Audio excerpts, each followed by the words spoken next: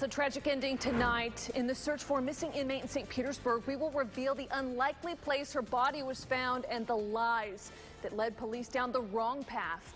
Good evening, everyone. I'm Ashley Glass in for Wendy. And I'm Jameson Euler. Tonight we're learning this woman, Crystal Anderson, was likely killed by her boyfriend. Earlier this week, St. Pete police told us she cut off her own ankle monitor and walked away from her work release program. ABC Action News reporter Jacqueline Ingles just spoke to the suspect's family and joins us live tonight. Jacqueline?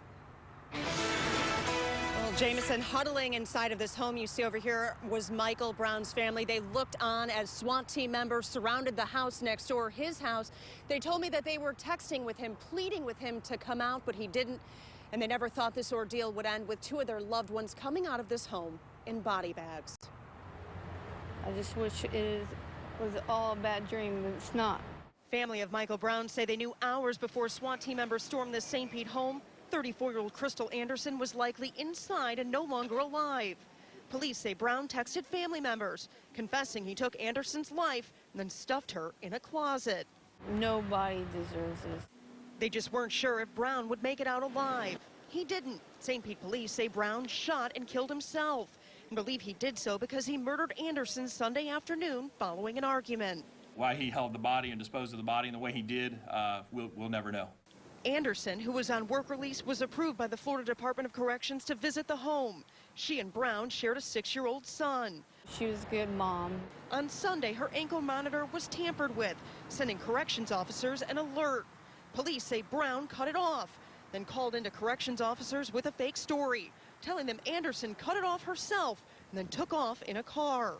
Police theorize Brown did this to buy himself time so he could figure out what to do next. Mr. Brown's behavior was obviously very bizarre. The only problem, the ankle monitor had GPS, leading detectives right here to his home. They had their ups and downs, but I didn't think it was that bad. Family members are now caring for the couple's young son, who will now grow up without either parent. Just be there for my nephew, and as they say, life goes on. Police are still not sure tonight how Anderson was killed. They did interview inmates who knew Anderson.